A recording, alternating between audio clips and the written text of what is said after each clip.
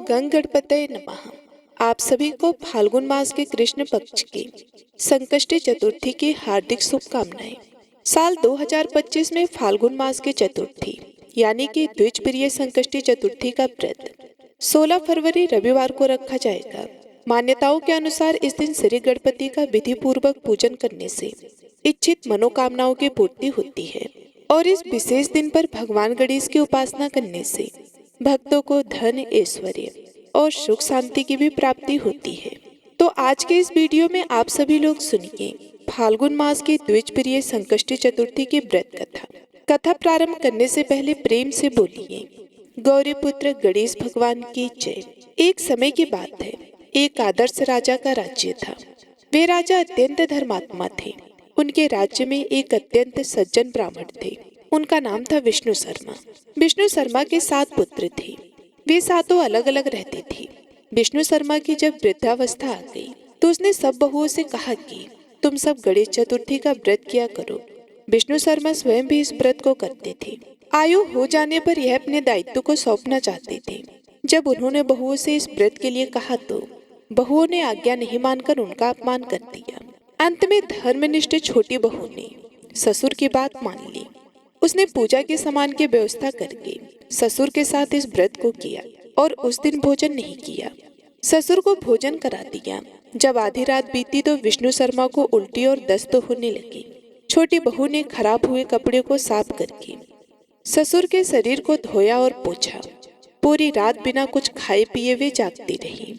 व्रत के दौरान रात्रि में चंद्रोदय पर स्नान करके फिर से श्री गणेश भगवान की पूजा की। विधिवत व्रत का पारण किया। विपरीत स्थिति में भी उसने अपने धैर्य को नहीं खोया। पूजा और ससुर की सेवा दोनों श्रद्धा भाव से करती रही। गणेश जी ने उन दोनों पर अपनी कृपा की।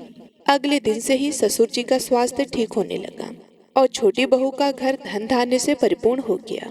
फिर तो अन्य बहुओं को भी इस प्रसंग से प्रेरणा मिली और उन्होंने अपने ससुर से क्षमा मांगकर फाल्गुन मास के कृष्ण पक्ष की संकष्टी गणेश चतुर्थी का व्रत किया और साल भर आने वाली हर चतुर्थी का व्रत करने का शुभ संकल्प भी किया। प्रिय भक्तों, श्री गणेश जी की कृपा से सभी का स्वभाव सुधर गया। अंततः 12 मास की चतुर्थी का व्रत करके दान दक्षिणा देने से परम पूज्य श्री गणेश भगवान समस्त कामनाओं की पूर्ति करते हैं। जन्म, जरा और मृत्यु के पाप नष्ट करके अंत में अपने दिव्य लोक में स्थान देते हैं। तो प्रेम से बोलिए गौरी पुत्र गणेश भगवान की जय। अब संकष्टी चतुर्थी की दूसरी कथा को सुनेंगे। कथा के अनुसार एक बार भगवान शिव तथा माता पार्वती नर्मदा के किनारे बैठे थे। वहां माता पार्वती ने भगवान शिव से समय व्यतीत करने के लिए चौपड़ खेलने को कहा। भगवान शिव चौपड़ खेलने के लिए तैयार हो गए, परंतु इस खेल में हार जीत का फैसला कौन करेगा, यह प्रश्न उनके समक्ष उठा। तो भगवान शिव ने कुछ तिनके एकत्रित कर उसका एक पुतला बनाकर उसकी प्राण प्रतिष्ठा कर दी और पुतले से कहा कि बेटा, हम चौपड़ खेलना चाहते हैं, परंतु हमारी हार जीत का फैसला करने वाला कोई नहीं है। इसलिए तुम बताना कि हम दोनों में से कौन हारा और कौन जीता। उसके बाद भगवान शिव और माता पार्वती का चौपड़ का खेल शुरू हो गया। यह खेल 3 बार खेला गया और संयोग से तीनों बार माता पार्वती ही जीत गईं। खेल समाप्त होने के बाद बालक से हार जीत का फैसला करने के लिए कहा गया तो उस बालक ने महादेव को विजयी बताया। यह सुनकर माता पार्वती क्रोधित हो गईं और क्रोध में उन्होंने बालक को लंगड़ा होने, कीचड़ में पड़े रहने का श्राप दे दिया। बालक ने माता पार्वती से माफी मांगी और कहा कि यह मुझसे अज्ञानतावश ऐसा हुआ है, मैंने किसी द्वेष भाव में ऐसा नहीं किया।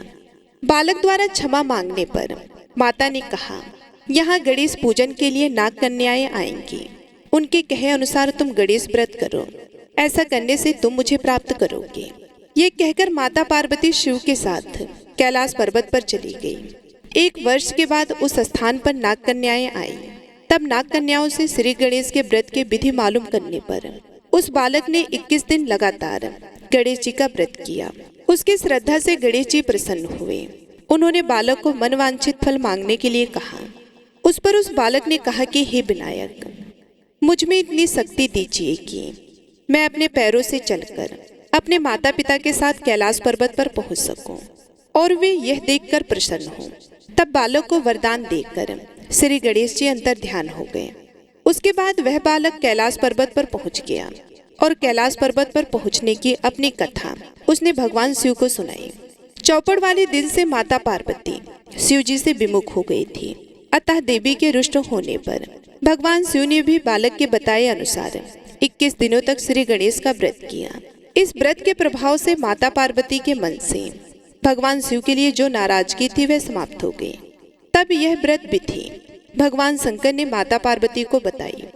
यह सुनकर माता पार्वती के मन में भी अपने पुत्र कार्तिकेय से मिलने की इच्छा जागृत हुई। तब माता पार्वती ने भी 21 दिन तक श्री गणेश का व्रत किया तथा दूर्वा फूल और लड्डुओं से गणेश जी का पूजन अर्चन किया।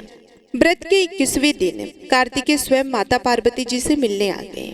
उस दिन से श्री गणेश चतुर्थी का यह व्रत समस्त मनोकामनाओं की पूर्ति करने वाला व्रत माना जाता है। इस व्रत को करने से मनुष्य के सारे कष्ट दूर होकर मनुष्य को समस्त सुख सुविधाएं प्राप्त होती हैं। हे गणेश भगवान, जैसे आपने उस बालक और शिव गौरी की मनोकामना पूरी की वैसी हमारी भी करना। तो एक बार प्रेम से बोलिए, गणेश गजानन की जय हो। अब आइए सुनते हैं गौरी पुत्र गणेश भगवान की अगली कथा। विष्णु भगवान का विवाह लक्ष्मी जी के साथ निश्चित हो गया। विवाह की तैयारियां होने लगी। सभी देवताओं को निमंत्रण भेजे गए, परंतु गणेश जी को निमंत्रण नहीं दिया। कारण जो भी रहा हो, अब भगवान विष्णु की बारात जाने का समय आ गया। सभी देवता अपनी पत्नियों के साथ विवाह समारोह में आए। उन सब ने देखा कि गणेश जी कहीं दिखाई नहीं दे रहे हैं। तब वे आपस में चर्चा करने लगे कि क्या गणेश जी को नहीं न्योता है या स्वयं गणेश जी आए ही नहीं। सभी को इस बात पर आश्चर्य होने लगा। तभी सबने विचार किया कि विष्णु भगवान से ही इसका कारण पूछा जाए। विष्णु भगवान से पूछने पर उन्होंने कहा कि हमने गणेश जी के पिता भोलेनाथ महादेव को न्योता भेजा है। यदि गणेश जी अपने पिता के साथ आना चाहते हो तो आ जाते, अलग से न्योता देने की कोई भी आवश्यकता नहीं थी। दूसरी बात यह है कि उनको 1.25 मन मूंग, 1.25 मन चावल, 1.25 मन घी और 1.25 मन लड्डू का भोजन दिन भर में चाहिए। यदि गणेश जी नहीं आएंगे तो कोई बात नहीं, दूसरे के घर जाकर इतना सब खाना पीना भी अच्छा नहीं लगता। प्रिय भक्तों, इतनी वार्ता कर ही रहे थे कि किसी एक ने सुझाव दिया, यदि गणेश जी आ भी जाए तो उनको द्वारपाल बनाकर बिठा देंगे कि आप घर की देखभाल करना। आप तो चूहे पर बैठकर धीरे धीरे चलोगे तो बारात से बहुत पीछे रह जाओगे। ये सुझाव भी सबको पसंद आ गया। तब विष्णु भगवान ने अपनी सहमति दे दी। प्रिय भक्तों, तब होना क्या था, इतने में गणेश जी वहां पहुंचे और उन्हें समझा बुझाकर घर की रखवाली करने बिठा दिया। बारात चलती। तब नारद जी ने देखा कि गणेश जी तो दरवाजे पर ही बैठे हुए हैं। तो वे गणेश जी के पास गए और रुकने का कारण पूछा। गणेश जी कहने लगे कि विष्णु भगवान ने मेरा बहुत अपमान किया है। नारद जी ने कहा कि आप अपनी मूषक सेना को आगे भेज दो तो वे रास्ता खोद देंगे, जिससे उनके वाहन धरती में धंस जाएंगे। तब आपको सम्मान पूर्वक बुलाना ही पड़ेगा। प्रिय भक्तों, अब तो गणेश जी ने अपनी मूषक सेना जल्दी से आगे भेज दी और सेना ने जमीन पोली कर दी। जब बारात वहां से निकली तो रथों के पहिए धरती में धंस गए। लाख कोशिश करे परंतु पहिए नहीं निकले। सभी ने अपने अपने उपाय किए परंतु पहिए तो नहीं निकले, बल्कि जगह जगह से टूट गए। किसी की समझ में नहीं आ रहा था कि अब क्या किया जाए। अब तो नारद जी ने कहा, आप लोगों ने गणेश जी का अपमान करके अच्छा नहीं किया। यदि उन्हें मनाकर लाया जाए तो आपका कार्य सिद्ध हो सकता है और यह संकट भी टल सकता है। शंकर भगवान ने अपने दूत नंदी को भेजा और वे गणेश जी को लेकर आए। गणेश जी का आदर सम्मान के साथ पूजन किया। तब कहीं रथ के पहिए निकले। अब रथ के पहिए निकल तो गए परंतु वे टूट फूट गए। तो उन्हें सुधारे कौन। पास के खेत में खाती काम कर रहा था, उसे बुलाया गया। खाती अपना कार्य करने से पहले श्री गणेशाय नमः कहकर गणेश जी की वंदना मन ही मन करने लगा। देखते ही देखते खाती ने सभी पहियों को ठीक कर दिया। तब खाती कहने लगा कि हे देवताओं, आपने सर्वप्रथम गणेश जी को नहीं मनाया होगा और ना ही उनका पूजन किया होगा, इसलिए तो आपके साथ ये संकट आया है। हम तो मूर्ख और अज्ञानी हैं, फिर भी पहले गणेश जी को पूजते हैं, उनका ध्यान करते हैं। आप लोग तो देवतागण हैं, फिर भी आप गणेश जी को कैसे भूल गए। अब आप सभी लोग भगवान श्री गणेश जी की जय बोलकर जाइए तो आपके सब काम बन जाएंगे और कोई संकट भी नहीं आएगा। अब सभी को अपनी अपनी गलती का पश्चाताप हुआ और सबने भगवान गणेश की जय जयकार किया और जय जयकार करते हुए बारात वहां से चल दी और विष्णु भगवान का लक्ष्मी जी के साथ विवाह संपन्न करा के सभी सकुशल घर लौट आए। हे गणेश जी महाराज, आपने जैसे विष्णु भगवान के कार्य को सिद्ध किया वैसे सभी के कार्य को सिद्ध करना। बोलो गणेश भगवान की जय। एक समय की बात है, विष्णु भगवान का विवाह लक्ष्मी जी के साथ निश्चित हो गया। विवाह की तैयारियां होने लगी। सभी देवताओं को निमंत्रण भेजे गए, परंतु गणेश जी को निमंत्रण नहीं दिया। कारण जो भी रहा हो, अब भगवान विष्णु की बारात जाने का समय आ गया। सभी देवता अपनी पत्नियों के साथ विवाह समारोह में आए। उन सब ने देखा कि गणेश जी कहीं दिखाई नहीं दे रहे हैं। तब वे आपस में चर्चा करने लगे कि क्या गणेश जी को नहीं न्योता है या स्वयं गणेश जी आए ही नहीं। सभी को इस बात पर आश्चर्य होने लगा। तभी सबने विचार किया कि विष्णु भगवान से ही इसका कारण पूछा जाए। विष्णु भगवान से पूछने पर उन्होंने कहा कि हमने गणेश जी के पिता भोलेनाथ महादेव को न्योता भेजा है। यदि गणेश जी अपने पिता के साथ आना चाहते हो तो आ जाते, अलग से न्योता देने की कोई भी आवश्यकता नहीं थी। दूसरी बात ये है कि उनको 1.25 मन मूंग, 1.25 मन चावल, 1.25 मन घी और 1.25 मन लड्डू का भोजन दिन भर में चाहिए। यदि गणेश जी नहीं आएंगे तो कोई बात नहीं, दूसरे के घर जाकर इतना सब खाना पीना भी अच्छा नहीं लगता। प्रिय भक्तों, इतनी वार्ता कर ही रहे थे कि किसी एक ने सुझाव दिया, यदि गणेश जी आ भी जाए तो उनको द्वारपाल बनाकर बिठा देंगे कि आप घर की देखभाल करना। आप तो चूहे पर बैठकर धीरे धीरे चलोगे तो बारात से बहुत पीछे रह जाओगे। ये सुझाव भी सबको पसंद आ गया। तब विष्णु भगवान ने अपनी सहमति दे दी। प्रिय भक्तों, तब होना क्या था, इतने में गणेश जी वहां पहुंचे और उन्हें समझा बुझाकर घर की रखवाली करने बिठा दिया। बारात चलती। तब नारद जी ने देखा कि गणेश जी तो दरवाजे पर ही बैठे हुए हैं, तो वे गणेश जी के पास गए और रुकने का कारण पूछा। गणेश जी कहने लगे कि विष्णु भगवान ने मेरा बहुत अपमान किया है। नारद जी ने कहा कि आप अपनी मूषक सेना को आगे भेज दो तो वे रास्ता खोद देंगे, जिससे उनके वाहन धरती में धंस जाएंगे। तब आपको सम्मान पूर्वक बुलाना ही पड़ेगा। प्रिय भक्तों, अब तो गणेश जी ने अपनी मूषक सेना जल्दी से आगे भेज दी और सेना ने जमीन पोली कर दी। जब बारात वहां से निकली तो रथों के पहिए धरती में धंस गए। लाख कोशिश करे परंतु पहिए नहीं निकले। सभी ने अपने अपने उपाय किए परंतु पहिए तो नहीं निकले, बल्कि जगह जगह से टूट गए। किसी की समझ में नहीं आ रहा था कि अब क्या किया जाए। अब तो नारद जी ने कहा, आप लोगों ने गणेश जी का अपमान करके अच्छा नहीं किया। यदि उन्हें मनाकर लाया जाए तो आपका कार्य सिद्ध हो सकता है और यह संकट भी टल सकता है। शंकर भगवान ने अपने दूत नंदी को भेजा और वे गणेश जी को लेकर आए। गणेश जी का आदर सम्मान के साथ पूजन किया। तब कहीं रथ के पहिए निकले। अब रथ के पहिए निकल तो गए परंतु वे टूट फूट गए, तो उन्हें सुधारे कौन। पास के खेत में खाती काम कर रहा था, उसे बुलाया गया। खाती अपना कार्य करने से पहले श्री गणेशाय नमः कहकर गणेश जी की वंदना मन ही मन करने लगा। देखते ही देखते खाती ने सभी पहियों को ठीक कर दिया। तब खाती कहने लगा कि हे देवताओं, आपने सर्वप्रथम गणेश जी को नहीं मनाया होगा और ना ही उनका पूजन किया होगा, इसलिए तो आपके साथ ये संकट आया है। हम तो मूर्ख और अज्ञानी हैं, फिर भी पहले गणेश जी को पूजते हैं, उनका ध्यान करते हैं। आप लोग तो देवतागण हैं, फिर भी आप गणेश जी को कैसे भूल गए। अब आप सभी लोग भगवान श्री गणेश जी की जय बोलकर जाएं, तो आपके सब काम बन जाएंगे और कोई संकट भी नहीं आएगा। अब सभी को अपनी अपनी गलती का पश्चाताप हुआ और सबने भगवान गणेश की जय जयकार किया और जय जयकार करते हुए बारात वहां से चल दी और विष्णु भगवान का लक्ष्मी जी के साथ विवाह संपन्न करा के सभी सकुशल घर लौट आए। हे गणेश जी महाराज, आपने जैसे विष्णु भगवान के कार्य को सिद्ध किया वैसे सभी के कार्य को सिद्ध करना। बोलो गणेश भगवान की जय। संकष्टी चतुर्थी की दूसरी कथा मिट्टी के बर्तन बनाने वाले एक कुम्हार से जुड़ी है। इस कथा के अनुसार एक बार एक राज्य में एक कुम्हार रहता था। एक दिन वह मिट्टी के बर्तन पकाने के लिए आवा लगा रहा था। आवा कहते हैं मिट्टी के बर्तन पकाने के लिए आग जलाने को। अब उसने आवा तो लगा दिया, लेकिन उसमें मिट्टी के बर्तन पके नहीं। कुम्हार बार बार प्रयास करता रहा, लेकिन मिट्टी के बर्तन हर बार कच्चे ही रह जाते। यह देखकर कुम्हार बहुत ही परेशान हो गया। वह राजा के पास गया। तब राजा ने राजपुरोहित को बुलाकर कोई उपाय सुझाने के लिए कहा। थोड़ी देर तक सोचने के बाद राजपुरोहित ने कहा कि महाराज, यदि हर दिन गांव के एक एक घर से एक एक बच्चे की बलि दी जाए तो रोज आवा नहीं लगेगा। राजा ने आज्ञा दे दी कि पूरे नगर से हर दिन एक बच्चे की बलि दी जाएगी। कई दिनों तक ऐसा ही चलता रहा। हर घर से एक बच्चे की बलि दी जाती रही और फिर एक बुढ़िया के घर की बारी आई। लेकिन उसके बुढ़ापे का एकमात्र सहारा, उसका अकेला बेटा अगर बलि चढ़ जाएगा तो फिर बुढ़िया का क्या होगा। यह सोचकर बेचारी बुढ़िया बहुत ही परेशान हो गई। उसने संकट की सुपारी और धूप अपने बेटे को दी और कहा कि जा बेटा, संकट माता तुम्हारी रक्षा करेंगी। और वे खुद संकट माता का ध्यान करने लगी। वह अपने बेटे की सलामती की कामना करने लगी। उधर अगली सुबह जब कुम्हार ने उठकर देखा कि आवा भी पक गया और वह बालक भी पूरी तरह से सुरक्षित है, यह सब देखकर कुम्हार हैरान रह गया। उसने बालक से पूछा कि ऐसे कैसे हो गया।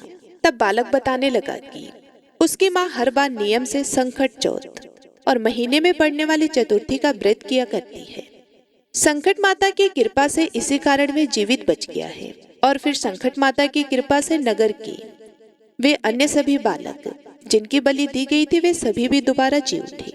पौराणिक मान्यताओं के अनुसार उसी दिन से, खासकर संकट चौथ के दिन, माएँ अपने बेटों की लंबी उम्र की कामना से भगवान गणेश की पूजा और व्रत करती है। एक बहुत ही गरीब और अंधी बूढ़ी माई थी। उसका छोटा सा परिवार था जिसमें उसका बेटा और एक बहू रहती थी। बूढ़ी माई की गणेश भगवान में बहुत ही श्रद्धा थी। वे हमेशा गणेश जी की पूजा किया करती थी। तो एक रोज गणेश जी ने कहा कि बूढ़ी माई, कुछ तो मांग, मैं तेरी पूजा से बहुत ही प्रसन्न हूँ। तो बूढ़ी माई ने गणेश जी की बात सुनकर कहने लगी कि हे गणेश भगवान, मुझे तो मांगना ही नहीं आता है, मैं तुमसे क्या मांगूं। तो गणेश जी कहने लगे कि कोई बात नहीं, आज तुम घर पर अपने बेटे बहू से पूछ कर आ जाना, कल मैं फिर आऊंगा, तब मुझे बता देना कि तुम्हें क्या चाहिए। तो बुढ़िया ने कहा ठीक है। और वे बड़ी ही खुशी खुशी अपने घर आई। घर आकर अपने बेटे से बोली कि बेटा, आज मुझे प्रभु विनायक बाबा ने स्वयं दर्शन दिए हैं और मुझे वरदान मांगने के लिए कहा है, लेकिन मुझे तो पता ही नहीं कि मैं क्या मांगूं, इसलिए आज तुम ही मुझे बताओ कि मुझे क्या करना चाहिए। गणेश जी भगवान तो कल फिर आएंगे। फिर उसके बेटे ने कुछ देर सोचने विचारने के बाद कहा कि माँ धन दौलत मांग लो। तो बेटे की बात सुनकर बुढ़िया माई अपने बहू के पास गई और बहू से जाकर पूछा कि बहू, अब तुम बताओ। तो सास की बात सुनकर बहू बोली कि माँ जी, हमारी शादी को ना जाने कितना समय हो गया है, अभी तक संतान की प्राप्ति नहीं हुई है, आपको भी पोता चाहिए, तो क्यों ना आप पोता मांग लो। तो बेटे और बहू की बात सुनकर बुढ़िया माई सोचने लगी कि यह दोनों तो अपने मतलब की चीज मांग रहे हैं। मैं अपनी प्रिय पड़ोसन से पूछ कर आती हूँ, वे मुझे सही ही राय देगी कि मुझे क्या मांगना है। तो यह सोचकर बूढ़ी माई पड़ोसन से जाकर बोली कि मुझे तो विनायक जी ने आज दर्शन दिए हैं और कहा है कि कोई वरदान मांग लो। तो मैंने अपने बेटे से पूछा तो बेटा कहता है कि धन मांग लो, बहू ने कहा कि पोता मांग लो। अब तुम मुझे बताओ कि मैं क्या करूं। बेटा बहू तो अपने अपने मतलब की बात कर रहे हैं।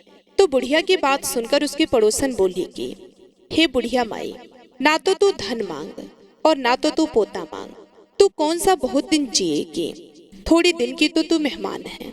तो ऐसा कर, तू अपने लिए आंखें मांग ले, जिससे तू पूरे संसार को देखेगी। तो पड़ोसन की बात सुनकर बुढ़िया माई सोचने लगी कि अगर मैं आंखें मांग लूंगी तो संसार का क्या देखूंगी, जब मेरी बेटे और बहू के अलावा कुछ है ही नहीं।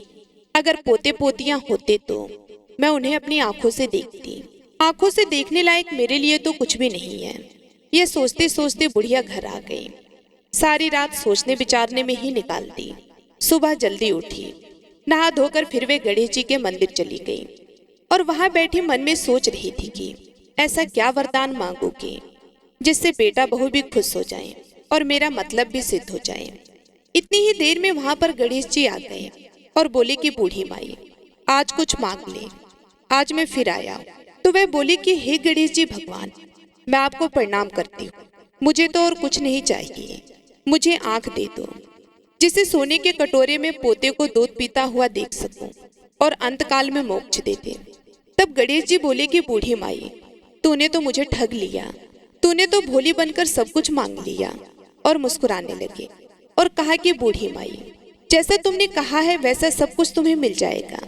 ये कहकर गणेश जी वहां से अंतर्ध्यान हो गए और बूढ़ी माई को मांगे अनुसार सब कुछ मिल गया। हे गणेश जी भगवान, जैसे आपने बूढ़ी माई को दिया वैसे सबको देना और अपनी कृपा दृष्टि हम सब पर बनाए रखना। बोलिए गणेश जी महाराज की जय। अब आइए सुनते हैं चौथ माता की व्रत कथा। माना जाता है कि चौथ माता का व्रत और कथा के साथ भगवान गणेश की कथा सुनने से व्रत का पूर्ण फल प्राप्त होता है। पौराणिक कथा के अनुसार एक गांव में एक सेठ सेठानी थी। उनके एक बेटे और एक बहू थी। बहू सबको भोजन करा के फिर स्वयं भोजन करती। एक पड़ोसन ऐसी भी थी जो रोज पूछती कि बहू आज क्या बनाया, क्या खाया है। बहू कहती कि ठंडो बासी। एक दिन उसके पति ने ऐसा सुनकर विचार किया कि आज तो पकवान बनाए जाएं, फिर देखी कि मेरी पत्नी क्या कहती है। उसने तरह तरह के पकवान बनवाए और घर के सभी लोगों ने एक साथ बैठकर भोजन किया।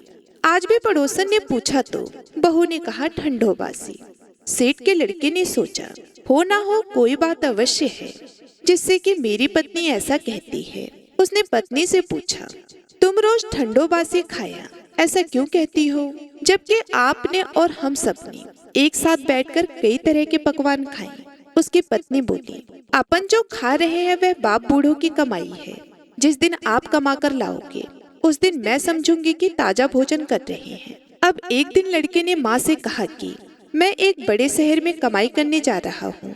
माँ बोली बेटा अपने पास इतना धन है कि 7 पुश्त भी बैठकर खाएगी तो भी खत्म नहीं होगा।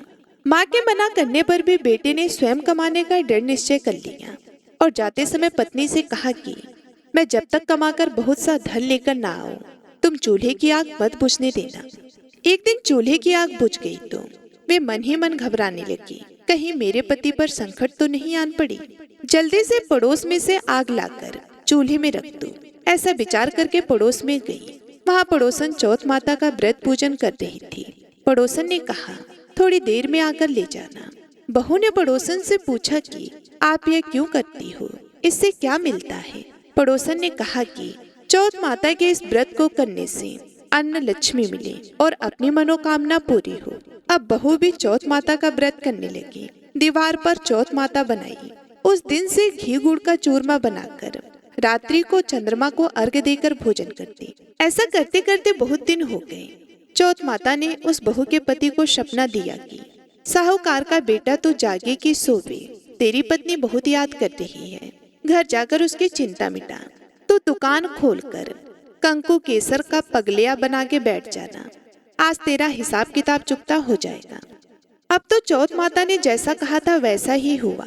उसने घर जाने की तैयारी की और गाड़ी भर के धन दौलत लेकर चल दिया।